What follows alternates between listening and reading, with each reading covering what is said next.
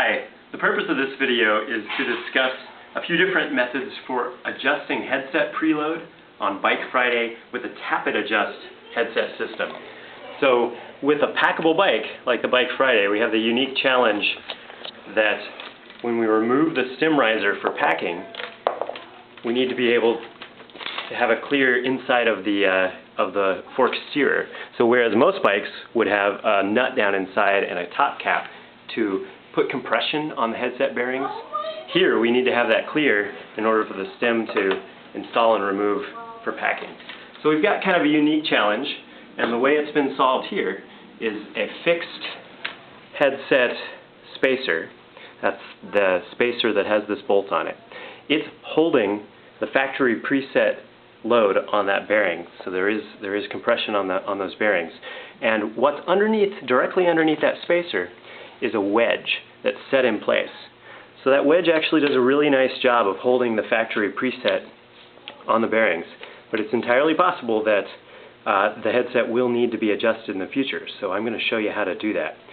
So again, this was pressed down at the factory onto the wedge, and we can see on the back here that little split in the wedge, and it's in there pretty tightly, so I'll actually have to knock it around now that that clamp is loose to relieve the pressure that was set there. So once I push down, yeah, I've got the wedge out now, and you can really see how all the pieces have come apart. So what I'm going to do is push that back together. I'll start, since this is loose enough to move by hand, I'm going to push up on the fork and push down with my other hand to initially take all the play out. But I'm going to have to really set that wedge to get that to stay.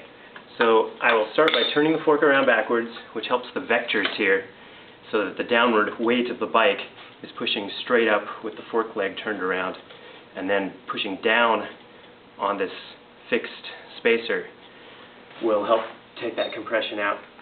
Now, the next thing I'm going to do is, if I'm out in the field and I don't have any extra tubing or extra tools, I can actually create a tool. If I have an 1 1/8" steerer, it just so happens on this Bike Friday Pocket Companion that the seat mast is the right size tubing to fit over top here and push down on that clamp. So once again, if I push up on the fork and down now on the seat mast, I'm taking all the play out, and I'm going to tighten this bolt, not fully, but just enough that it quits wiggling around by hand. So there it is. I can no longer just turn it by hand. I could make this a lot tighter if I give it more leverage, but on the shorter side of the tool, just a little bit more there. It's still not fully tight, but it's tight enough that I can't move it by hand anymore. Now I need a good solid mallet. I'm going to be striking metal, so this has a plastic and a heavy rubber mallet, or a plastic mallet will do the job. So pushing up on the fork, I'm going to strike this pretty hard, 3 times, and if I had this tight enough, then it won't have wobbled loose, but if it's loose enough, it will have actually transferred that force down onto the wedge to set that wedge. I'm going to go ahead and tighten it the rest of the way and put the stem riser back on and see if the play is out of the headset. So you can see this technique, once you develop the technique, works really quickly. Just pull that piece off, basically smack the wedge to set it in place. And yeah, that did the job, so there's no play in the headset right now. If this still had play in it, I would pull that riser back off, put the seat mast back on, probably try just a little bit tighter than I did the first time, and go ahead and smack it again. And it's all about the vectors being lined up, because if you have the fork this way, it puts a sideways load on the bearings. If you have it this way, it puts more of a vertical load, and actually lift up a little bit as I smack downward.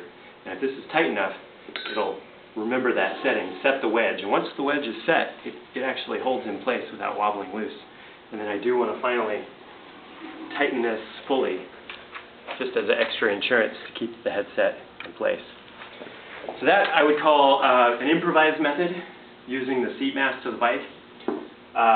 If you have the Pocket Companion or other bikes that have an 1 1/8" steerer, then that's the right size tubing and it's going to work. If you have some of our other models that have this tappet system, but 1 1/4 inch steer, give us a call and we will send you 1 3/8 inch tubing. This is a piece we sell that will do the same thing. Also, if this technique isn't working for you, it's possible to use a screw press to do the same job with good reliability. So I'll show you how that works. This is the second technique, and again, call us, and we do sell this tool. And this is very similar to how a star-fangled nut would work on a traditional setup within a head stem. So in order to use this, I'm going to unscrew the bottom nut and then drop the whole top assembly down over, and you see that this piece of tubing sits over top the steer, top cap fits on there, and then washer goes in place on the bottom of the fork. If you had a fender in place, you would need to remove the fender to use this tool.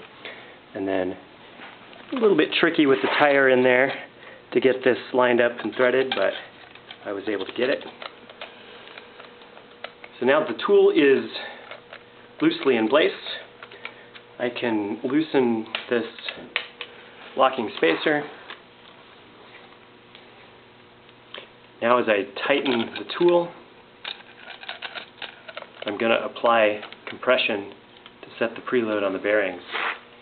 And I can actually tell pretty well with this tool in place if I've got it tight enough. I'll go ahead and attempt to rock the fork. I'm not feeling any play. Of course, I had it set before. If I go too tight here, then we'll get to a position where if I lift the bike up, the fork won't want to come back to center.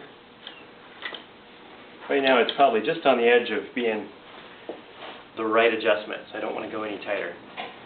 So I'm going to lock down the fixing spacer again to lock in that adjustment, remove the tool,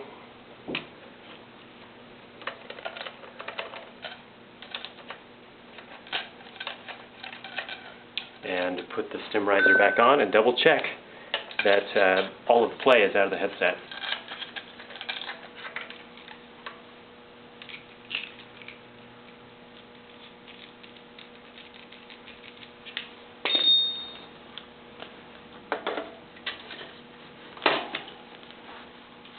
I had removed some, right at the very beginning, I didn't mention it, but I had removed 2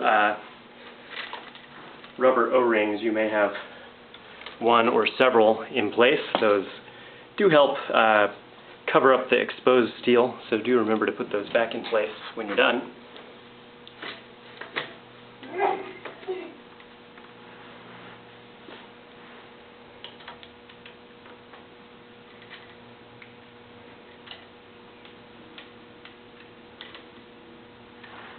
Okay, so again, apply the front brake, try to rock the bike forward and back, and that feels great. There's no play in the system. And lifting the bike up with the front wheel a little lower, I want to make sure that it smoothly goes back to that center position. So right here we've got a well-adjusted headset. Alright, good luck, thanks, and give us a call if you have any questions.